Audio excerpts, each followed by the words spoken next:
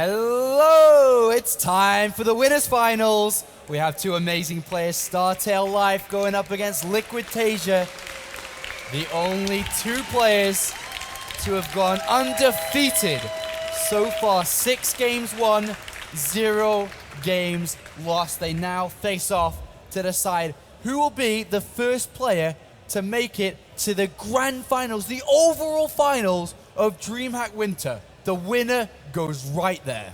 We see here Life demolishing several Terrans. Almost every Terran that's actually played in this tournament has had a taste of Life's pain, and he has just been on a roll, showing some fantastic micro and control in the last series against Innovation. And this guy, Taeja, playing incredibly well. Don't think he's actually played as many Terran versus Zerg series, if any, in this tournament so far. So this is going to be a bit of a fresh look.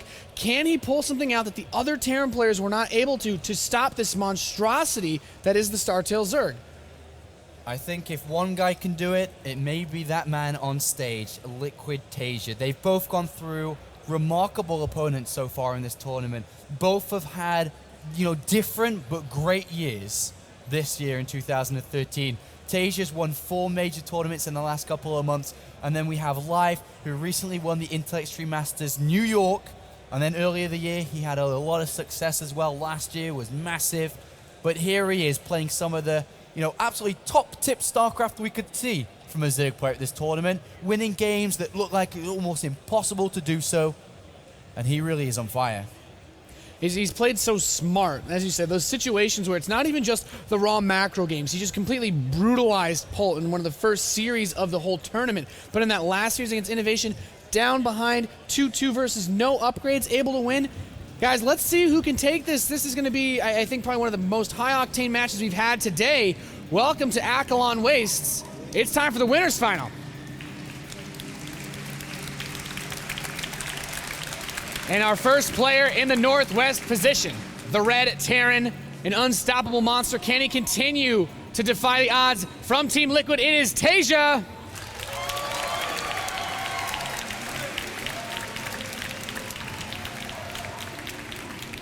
And his opponent, who has killed many a Terran player in this tournament so far, from Team StarTale, it is Life.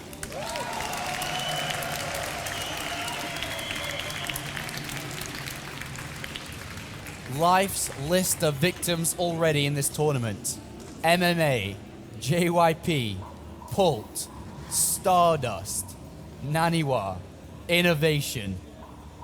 An incredible list. Taeja's list of players he's been through already: Innovation, SOS, 4GG, Show, Liquid Hero, and then of course MMA we just saw. Both of these players just beating the top tier StarCraft 2 players that we have in the scene. So far both are 6-0. Who will make it 7-0? Who will make it to the grand finals? Well, that's really the question, isn't it? I think the most interesting part of this whole game is that Taeja's Terran versus Zerg, we have not seen this tournament. We've seen Life pull out some very fast Zergling Baneling aggression. We've seen him hold cheese with almost no problem whatsoever, and we've also seen him play out the very late macro game against, well, both MMA and Pult.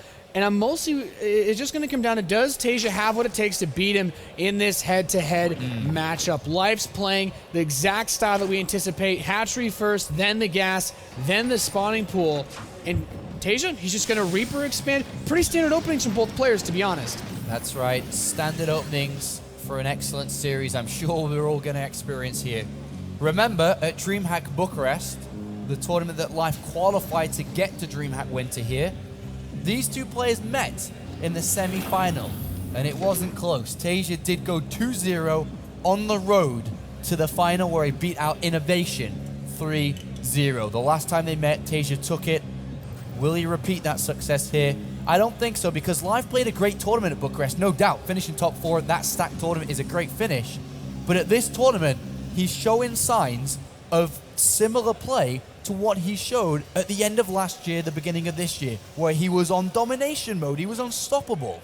He's played almost perfectly, you could say, and that's one of the reasons why he has the 6-0 match score. The Reaper's going to come in to scout, but I mean, Life has shown time and time again that he's not really vulnerable to this early Terran pressure that a lot of players bring, or if he does take damage, he can find ways to compensate, pull himself back.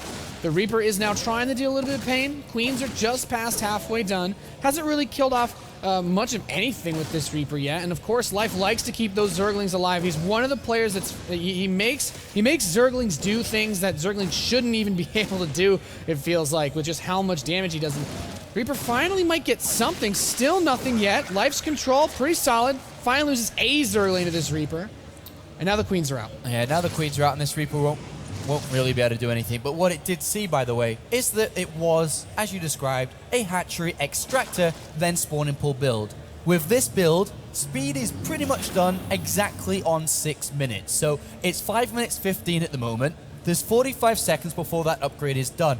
Does Taeja want to be around coming up to that point? No, he doesn't. He does not want to lose the Reapers. It's a little bit sloppy because the Reapers, yes, they're becoming more and more useless as that clock approaches 6 o'clock, but... or 6 minutes, should I say. But when the Hellions are out and they're together with the Reapers, that's when he can go back in. That's when he can do damage. But look at this build here. We have double gases taken. We have a barracks with a tech lab and a starport right next to it, hidden away, bear in mind, from StarTale Life. Yeah, it seems to be that Taeja's opting for a Hellion Banshee-based composition in the early phase of this game as Life takes the third hatchery. And, well, let's see. That barracks should be swapping over any second now. There it goes. The starport moving on to this tech lab. Banshees, is he going to opt for the cloak as well? There it is. So he's going to commit a little bit to this. And we saw Innovation actually try to bring a bit of this pressure. Didn't work out too bad. That was the game he obtained the early lead in. If you keep the Hellions and the Reapers with that Banshee, if you apply pressure to a Zerg player that likes to play heavy Zerglings, there's a lot of opportunity to not only keep them away from your base, but to keep their unit count low, push them back, and it's a great way to deny the creep. The Overlord comes in, but we can see the positioning of this. I mean, Taeja has the best opportunity to deny this scout that he's going to get from any other place he can put this, save his natural. He's also getting the tech lab on the barracks. The Overlord might get the read on this. He wants to get there, and he sees the tech lab, he sees the starport. A great move there by Life, and he does pick up that he is playing against Cloak Banshees. And immediately will begin Spore Crawlers, and pretty fast here we'll see eventually the lair coming out so we can get to Overseers. But a nice move there from Life. Gets the information he needed, because that could have been deadly if it wasn't gathered. Yeah, and the Hellions and the Reapers are here trying to press the front. There's 3 Queens, though, for Life. He'll soon have a Transfuse. He actually uses one pretty damn fast. He's playing with 5 Queens overall, so he's keeping 3 out front, waiting for that third hatchery, which is now complete. Of course, he has to get a little bit more comfort zone here. Actually brings out the 4th Queen and starts to produce another. So he's going to play a 6 Queen, very defensive setup. Zergling's already trying to slip around the side for Life. We can see he says, okay, your army is here. Taeja's actually committed quite a bit to the Hellions. He's got a couple extra more than you normally see, 8 of them, trying to press through these Queens. The Zerglings come up, though. He's starting to take out a few of them. The ramp being pressed up. Taeja, a fast wall off helps. This command center's taking a lot of damage. This command center's taking a lot of damage from some of these Hellions at the moment. That command center does not really want to get destroyed. Oh, it's gonna get destroyed, maybe. Yeah, it does. Nice pick up there by Life. And he breaks the front wall, and those Zerglings will start to pick off a couple of SCVs as well. And the SCVs do lose a couple of them, but he does clean up the Zerglings. Oh, another squad of Zerglings going to go around, but that wall off is there once again. And these Hellions and Banshees, they've only been doing damage to Queens, buffering the rest of the drones behind, saving them to a certain extent. But look here, he could do it again. There's still only a single Marine, and a second one is coming forward. If he were to kill us off again, that would be catastrophic for the Team Liquid players. Actually bringing the Hellions back. The first loss of the command center was bad enough. The double engineering bay now rolling along, but Life's a little bit ahead in the upgrades. And I still feel killing that command center gives a huge lead. Now Taeja's Banshee's headed towards the main base. This is, I don't know, already a really nice opening for the StarTale Zerg player. Absolutely, I completely agree with you. He's got the Spire down, he's got an Overseer being made just in case these Banshees randomly come into the main base with Cloak. And he's got a pretty good drone count, increasing it further with 10 more about to pop out. But these 2 Banshees with just a single Queen, and Life targets the low health one. Of course he targets the low health one, and then runs the Queen back to the Spore Crawler. Excellent move there from StarTale Life. A couple of drones are going to get picked off in between these 2 bases.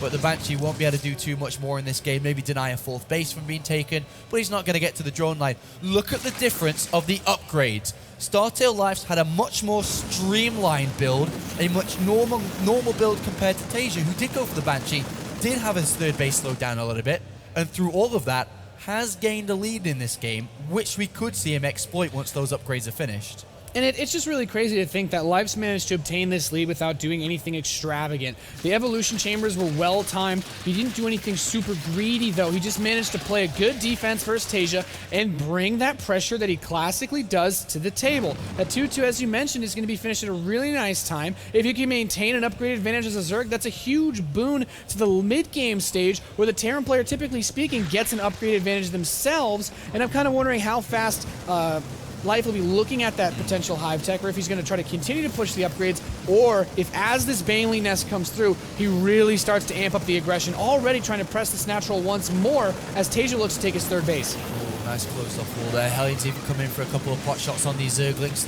They're trying to wiggle their way back to the Marines for help. And well, all of them get picked off apart from one there, but one thing I want to notice, even though Startail Life is really ruling this game for the majority of it, one thing that's missing is creep spread in a line away from his fourth base. That's going to be a location where Taeja will want to eventually waypoint units down, and there is no creep spread around that fourth base. It's going to make things easier for Taeja. We are seeing creep push down in that direction a little bit now, but if Taeja starts moving out with the many vets that he has, a couple of scans are going to push that even further back, but with a threat of Mutalisk, Turret finishes just in the nick of time. Still, that is a danger point for Startail Life as the game goes on. Yeah, now, I mean, Life's starting to just push up the Mutalisk count more. We see him do a great job of using pressure to keep the Terran back away from the base so that he can buy a time either for play or just bringing further harass. And now Taeja's stepping out, trying to take out some of these creep trimmers. He even still has these Banshees alive, opting not to just throw these away. Helping out a little bit. And he's actually going to send them to harass this base. The Spore Crawler is not quite planted yet, so he might be able to pick off at least a few drones. Overseer, of course, coming with these Mutalisks won't last too much longer. And Taeja is around that fourth area now. I'm pretty sure he's going to scan, and there it is, just to get rid of the creep tumors. He is going to run away from these Banelings who do not have Baneling speed yet. Oh, Widowmine actually does a little bit of damage to those Marines instead. He does evacuate out, and Startail Life does take, or at least pushes Taeja away from that and will retake that area for some creep, but he did kill the creep tumors. Still an important position for Taeja. Important to note, 2-2 is complete for Life. He's got that upgrade advantage. 2-2's just about to hit the halfway mark, or at least the +2 attack upgrade. Blink Claw's also starting, but this is where Life's really starting to say, hey, I've got my economy set up most of the way that I wanted to for this game. 82 drones, very comfortable on that setup, and now the Banelings come. More Zerglings swarming across the field. Akalon Waste is probably about as good as a defensive map as you're going to get versus this type of heavy harass style, but here he goes, chasing down these rocks and can potentially try to hit this fourth base. Taeja targeting down a few of these Banelings, keeping the pressure away from him. Life turns around. He's going to take a fight here. There's a lot of Marines, and it looks like Taeja is going to win that ground war. Didn't trade off too many units, though, just a couple of Bangs and Zerglings. And from here, 2-2 is soon to be completed from Taeja, but he cannot allow Life to have the freedom that he's having currently. He's untouched across 4 bases. He's increasing his Mutalisk count. He's increasing his Baneling count. And I think that's starting to get a little bit scary for Taeja. Once these 2-2 upgrades complete, he has to start doing something in this game. Otherwise, it is going to start to slip away. Yeah, I think it's one of those situations where you either have to try to bring that pressure or you have to play ball and get your own extra expansions up. Life swinging around the right side, and these Zerglings actually going to trigger a couple of these Widow Mines. I think he's going to realize just how many are here. Drilling Claws, he can burrow quickly, but the bio not in position just yet. We're seeing Taeja even already move into some Thor production behind us. 2-2's very, very close. With good splits, he could take a fight here, but, I mean, Life is maxed out. He has a huge army, and he could even try to just force this. He's coming in from a couple of directions. The Widow Mines, he needs the big hits, using them against Taeja, and he's pressing him back towards the natural, starting to head up towards that ramp. Everything's funneling in. There's no bunkers. The Widow Mines hurting more and more of the bio. This choke point is pretty nice for Taeja to spread out in front of, but the Medivacs being picked off all but 2 by these Mutalisks, and Life says, no, I actually have enough Mutas to fight these Marines. Head on, more Zerglings filling in. 26 rallied across the Thor, about to come out, but these Marauders not enough to stop this army. Life is already getting a huge advantage. The Banelings heading towards the natural mineral line. The Thor is out, but what can it do at this point? The third base left open as well. Command Center has to lift off. He's attacking this with the Mutalisks. A couple missile turrets get protected for the time being, but once those SCVs die, there's no repair available. Marines coming down the ramp. 28 Zerglings coming in, trying to drop the third base of Life at the same time, not able to continue to bring that pressure, and it looks like Life is going to come back to defend a little bit, try to just stabilize his setup and look for the next attack. Good defense there from Taeja. Lost a lot, but he did defend us. A lot of mules as well coming down, which is going to increase his income. He survived, though. That looked like it could have been game over. But Taeja holds on his natural. But still, the big point is out there that Life has gone untouched. I'm quite sure we're going to see a 5th base placed down very soon. but through going untouched for this long, with a 5th base coming down soon, which I'd expect, we may even see the infestation pit come down, starting to look towards getting up to Hive. Yeah, There's so much freedom that Life has. We've passed that point where Life's little bit of an early edge has an impact on this game. The 3-3's on the way. He has the supply lead, but, I mean, Taeja, if he plays really patiently, can maybe hold on. There's actually a contaminant on the command center as the Mutalisk move in. Again, this 3rd base being ravaged. This is where the Mutalisk becomes so scary. He's basically saying, Taeja, I've done so much damage. At the very least, I'm going to keep you locked in your 3-base setup for a long time. Now the 4th is trying to be established by the team. Look at Terran. Few Zerglings string by, not able to make anything happen. Taeja must secure this 4th if he wants to maintain a foothold in this game. Well, there's a lot of Banelings being morphed down south here, and I think that Life's going to try and prevent that 4th being taken. 45 SCVs. A lot have been slaughtered. These Mutalisks have done a great job so far, and they continue to do so. But here is the Hive coming in. He's looking to further his tech. He's looking to increase his upgrades and ultimately get over to those Ultralisks. But what is Life's next move? Taeja on the back foot, always defending, always defending. He needs to somehow, make a remarkable defense and find an opportunity to cross the halfway line on this map. Yeah, Thor does a great job of trying to just shoot away these Mutalisks. He's trying to keep it at bay. There's the scan. He sees that the Hive is coming in. So at the very least, Taeja knows their potential for an Ultralisk switch. The nice thing is that it's not here just yet. He can still crank out a few more Marines. He doesn't have to completely switch his production over as he does secure this base. So eventually we're going to see Marauders start to trickle in if the Ultralisks are the choice. Taeja needs to be aware of this because Pathogen Glands is actually on the way. Burrow as well. And Life's just keeping his options open for different ways of harassing. I'm kind of wondering with Infestors, where exactly he's going to go with this Hive tech. Well, Taeja has established that 4th base and is now mining from it efficiently. 3-3 upgrades are in the way. That's a position where Life can probably start to do something in this game. And there we have a drop to the top right-hand side, a movement through the middle, and Taeja fights back against what seems to be a dominant Life game so far. And that Baneling positioning almost looked like Life was trying to just bait this army out, maybe get a solid surround on it with some of the forces he has towards the south side as well. But there's the Ultralisk Cavern, +3 attack and Carapace for those melee Zerg units. Ooh, Taeja walking right in. A lot of these Banelings almost going to hit these Marines, should be able to get away. The Widowmine actually takes out a lot. Taeja gets a decent trade versus these Banelings. Yeah, a good trade-off there, and he is taking the supply lead Mutalisks for a little bit, and the Mutalisks are taking a lot of damage there. He gets right underneath with these Marines, and they're about to become 3-3, and he is going to move back to these Banelings, or away from these Banelings, should I say. A scan is going to eliminate these creep tumors, and for the first time in this game, in this 21-minute game, Taeja's the one that's actually finally been able to do something to start to land some strikes and some blows over to his opponent.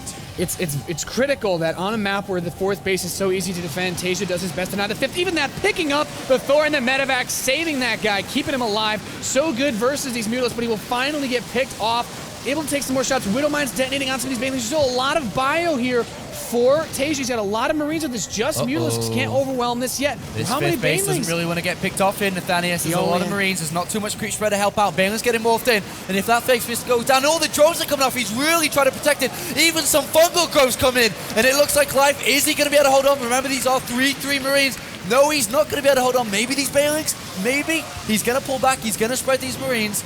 And Life, it's so close between these two players. There's so few units for both of them. The Baneling count's been so low, it's so hard to pick off these Marines. Oh, he's gonna hold on. Back. Life manages to hold on to this 5th base, but here comes the next wave. Still only 3 Banelings on the map. These Marines, all he needs is a decent spread and some good positioning with these Widow Mines. Oh, the Another mines. Thor as well. This is a lot of hit points coming up. If Taeja can deny this 5th, this is the most crucial moment here for him to maintain this advantage that he's gotten, at least as far as having an even economy.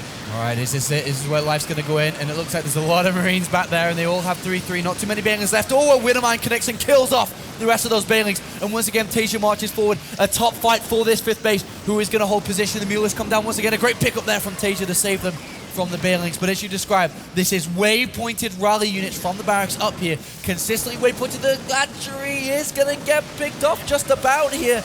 Oh, it's still alive. 18 hit points. The Marines take one shot. The Marauder picks it off. 8, 9 Infestors coming out. Life is moving into a very heavy Infestor-based composition, trying to use the Fungals to hold this back. The Ultralisk Cavern's been done for a while, but none of those on the field. He's investing 12 Infestors on the production. He's putting out so many Infestors. Look at the supply trying to hold on. difference. 160 for Taeja, 113 after cracking that 5th base. And Taeja has done it. Game number 1. goes over to the Liquid Terran after being on the back foot for almost all of the game. And Taeja finally finds a little bit of a hole in Life's armor, able to take this first game, showing the first signs of mortality that we've honestly seen from the StarTale Zerg player in this whole tournament. And, I mean, as important as that 5th base was to be picked off, I think it was equally important for Taeja that Life was throwing everything, the kitchen sink included. He was trading so cost inefficiently that once it finally went down, he was putting money and money and money into defending it, and once it died off, there was no way that he was going to be able to do anything with anything at that point, because there's no Ultralisks, at that, as you described. They were important to come out. The Fungals, there was hardly any of them left, and there's no gas left for the Banelings either. Life dedicated a lot of money to holding that 5th, and as soon as that got destroyed, so did his hope for game number 1. Taeja played excellently.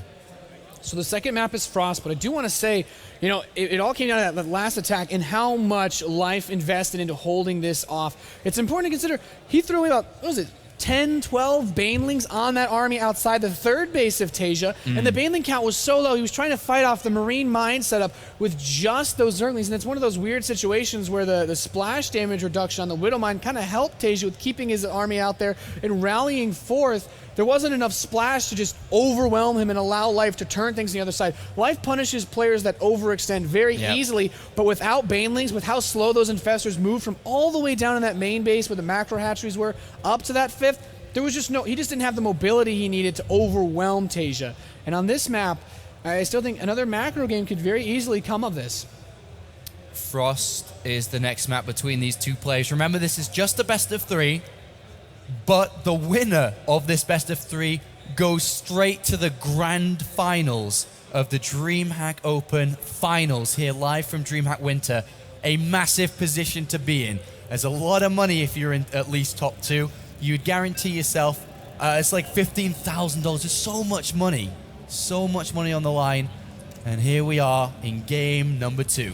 This man is one game away from getting into that big money. In the top left position, the red Terran player from Team Liquid, the first Terran to really take a big hit on Life. It is Taeja.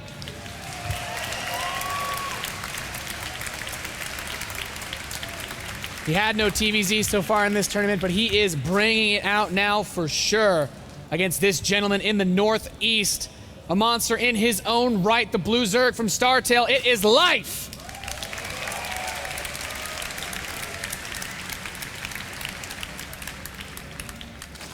All right, that's the first time really that Life's looking almost human, I think you could describe so far. All the games that we've seen him on the mainstream, he's just dominated. He pushed the Innovation away to move into this winner bracket final. Just Innovation came to the stage, and 15 minutes later he was off the stage packing his keyboard and mouse waiting to play it again tomorrow.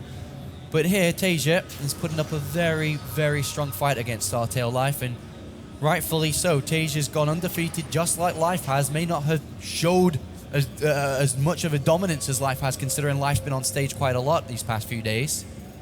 But who is going to move forward to the grand finals? Is it going to be that 16-year-old StarTale Life, or is it going to be Liquid Taeja, who's already picked up 4 major tournaments this year? Could he get a 5th? 2 champions squaring off for a chance at another championship. A classic tale. So far in this game, Taeja opting to open up with the Reaper again. Very standard, very similar to the last map. Life, Hatchery is on the way. Don't anticipate him to see him do anything other than take the gas and then get that spawning pool. Perhaps even with this drone moving out, maybe a fast 3rd. But it looks like, I mean, Frost being a 4-player map, this is actually one of those maps where the Reaper was able to do a lot of damage versus the fast 3rd. I think he's anticipating a command center first from Taeja. He is. He absolutely is here, but that is not the build of choice from Taeja. It again is a Reaper expand. Like we saw earlier when Innovation had this, didn't work too well against Life. When Innovation did it versus Jaedong, it did. So let's find out now how this is going to work when Taeja controls that Reaper. But I think most importantly, how does Life control his drones? I think the difference between Jaedong and Life, when we compare Innovation in the mix, is that Life's drone control was remarkable. He only lost 3. So let's just remember that number 3, and let's compare to how much damage this Reaper can get. Is it less, is it more? Well, here the Reaper comes, moving across. Life's first Overlord went to the southeast, so he's just now going to be aware of what is headed towards him. The SCV now leaving the base. The Reaper's on the way behind this. He's actually going for just a second Reaper, actually. I think he's kind of realized what the opportunity is in front of him. It looked like he had a very quick reactor building prior. But now the Reaper heads into the main base. What can he do? Spawning pool about 10 seconds away from completing, and he's already going to work on these drones. One very low, trying to get us around, pinching him by the extractor, but still nothing just yet. Oof. Just gets onto that extractor in the last second there. But we haven't really seen too many kills yet, have we? No, Reaper still no kills to its name, the drones. I mean, he can only dance around so much, tries to get the hug of death, but not able to, and in turn loses that next drone. Of course, I mean, at this point, he might actually be forced to finish the extractor or the spore crawler. One more drone trying to shove him back. We will get another kill, and it looks like he might just end up with the same innovation. Got 3 kills as these Zerglings start to come out on the field. Yeah, 3 kills. Second Reaper is here, but the Queens are about to pop out, and that's where Life's going to feel most comfortable. Oh, he gets... No, he doesn't get another one. Great pullback there from Life, and these Reapers are going to go home with 3 kills as the Zerglings are out, the Queens are about to pop. And that was pretty good from Life. And behind this, Taeja's going for a third command center. He's playing this very economically, not rushing for the Banshees as we saw in the previous map. And I can't blame him. He managed to pick off, 3 drones. Nothing catastrophic, but it's not like the fact that he went for the 3 hatching before spawning pool changes the way that Taeja plays this game out. It's just a little bit of a plus for the greedy play that Life made of his own. Reaper's still just looking around. Any loose drones they'd love to get their hands on, or should I say the guns on. Any creep tumors as well, anything really. But from this point out, we're all about to have Zergling speed complete. With Zergling speed completing and a couple more being made, 14 being made, that's 60. Oh gosh, he's actually building quite a few here. And it looks like Life may be looking to get him to the other side of the map rather fast. Yeah. And is he going to be able to do damage? There's a wall-off started to be created, but there's already Hellions out. 24 Zerglings in production. The wall is starting to be made. It's not there yet. It's not ready. If he somehow surprises these Hellions, whether he goes for a run by and doesn't even show the Hellions that they're there, this is a big play by Life. Is it going to pay off? He's invested a lot of money into these lings. Yeah, and he sends them around the top side so that Taeja's not quite as aware. There's still a wall-off not done yet. He only has 2 supply depots. If these Zerglings can come in from the side, surround these Hellions and grab all of them, he might just be able to end the game. There's not even a wall-off between the natural and the main base. 16 more Zerglings on the production tab. This is going to come purely down to how quickly Taeja can react and control his Hellions versus this assault. There's no Baneling Nest either. He's just going pure Ling. Well, I mean, where are the Hellions going to be is a big question here. Are they going to be out in the open? Does a surround happen? Does he move out and not see them coming from behind? I mean, with this many Hellions, all he really needs to do is get this next supply depot. Oh, the Hellions are moving out. Through, it all comes down to positioning that. Zerglings get us surrounded, and at least 1, 2 of the Hellions getting picked off. SCVs immediately being brought forth either to repair or tank some damage as Life just pours through with these Zerglings, but the SCVs hold position. Very smart play. Taeja holds on. This is a massive hold for Taeja. This is huge. There is so much money invested into this. Look at the SCV count to the drone count. 39 to 22. So much of his economy was thrown into those Zerglings. There's a 3rd command center down. There's double engineering base. Stim is almost done. That was a massive gamble by Life. A huge gamble. And very simply, like me when I tried to gamble, it didn't work. And now he's even further behind than he could have been. And just a regular game, he's so far behind now. And I like this. I like what Taeja's done. He actually tries to put out just another 2 more Hellions before he switches that off for the barracks. Keeping his Hellion count nice and high could allow him to get this 3rd command center without too much trouble. Life is great at the harass and bringing the pressure, but he scans and sees Evo Chambers just starting. No lair. He recognizes he has this lead, and if he can hold on to this 3rd command center without taking any side swipes, I think Taeja's in a fantastic spot moving forward with this game. You have to be very careful when you're Taeja. Even though you're winning, you're leading this game, you have to be careful. We've seen what happened to Innovation when he took a lead and moved out and counterattacked and then almost just lost in an instant. Taeja needs to kind of secure his lead. Play it defensive. Don't move out too early. Sit back. You've got 1-1 much faster than your opponent. You're going to have 2-2. You've got better tech. You've got a better economy. As long as he doesn't do anything too daring, he should be in good position. Look at this. Life's building even more Zerglings at this point. Still down to 46 drones. He's going up to 26 more, 28 more Zerglings. He's actually bringing the fight to Taeja. Taeja just needs to defend. Yeah, I feel like what he's hoping to do is just catch Taeja exposed outside, make Taeja underestimate the number of Zerglings, because when you look at Life's setup, you kind of imagine he can't really afford to put out these units if he wants to rebuild that economy. And you see Evolution Chambers, you think, okay, he's just going to try to play from behind, but that's not how Life likes to do this. He's got so many Lings on the field, 14, 16 more in production, Baneling Nest on the way. He already has 50 Zerglings on the map. He's not going to give up on trying to find a hole in Taeja's setup. He's just going to go, by the looks of it, for just a massive Baneling bust from what he's actually shown as present with the units he's got out and the units coming. But Taeja already has 2-2. Medivacs are out here, and he has a big drop, and this is just going to bring Life back, and this is going to delay an attack. Life's already there, but you can actually drop one Medivac on the high ground, one on the low ground. It's going to be very difficult to do that. Oh, a couple of Marines are caught out there. Oh, he does actually manage to raise the depots. The Hellions are here in Life, not able to make that big counterattack that he wanted, trying to go to the third base while these Hellions are distracted with the Zerglings outside the natural. And he's trying to get something, but a little bit of an attack on the refinery first. The SCVs look like they're actually going to make it out for the most part. And remember that there is no layer. This is like just a big all-in, really coming from Life. He's just trying to throw a lot of money into this attack. Is it going to work? The supply isn't too different between the two players. Taeja's identified what's going on. He is going to come back to try to defend. He's not really going to be able to mine from this third base until he cleans out these Zerglings, but there's a lot more where they came from. There's going to be 1-1 upgrades on them as well, and there's going to be a lot of Banelings being morphed. 23 Banelings being morphed. Life usually is able to find a way back into a game that he was playing from behind in. Is this going to be another one of those games? I mean, with no more Hellions on the map, it all comes down to Taeja's positioning and control on these Marines. The Banelings are making to where he wants to crash the wall, break open his defenses, and allow him to get to that production. He's even trying to avoid these Marines that are giving chase, gets in on the supply depots, hits the bunker with the Banelings. Life is trying to make this work. More Zerglings being produced, streaming across the field now. Taeja actually getting a pretty decent trade. The Banelings getting these SCVs, manages to save a few of them, and Taeja still, the huge supply lead, is not dead yet. He's not dead yet, but he's got to the third base. He's killed quite a few SCVs, 39 to 45, but the economy is still in favor of Taeja with mules. The army supply in favor of Taeja as well. A couple of Lings do break into the main base, but a big pickup by Taeja. He says, I've got enough to deal with this. He's going to drop a couple of units, and then he's going to make a beeline straight towards the main base, I'd imagine. And this could be very difficult to deal with. There's the pickup again. So it's important to consider that Taeja does not have that wall replaced just yet. Life could try to, he's just making more Banelings. He could try to go for a secondary assault, but I feel like this is not quite like that game versus Innovation. He doesn't have Mutalisks. The spread from the Marines when they come out the Medivacs, watch this. They're going to be everything. How can he stop this? There's two attack upgrades on these.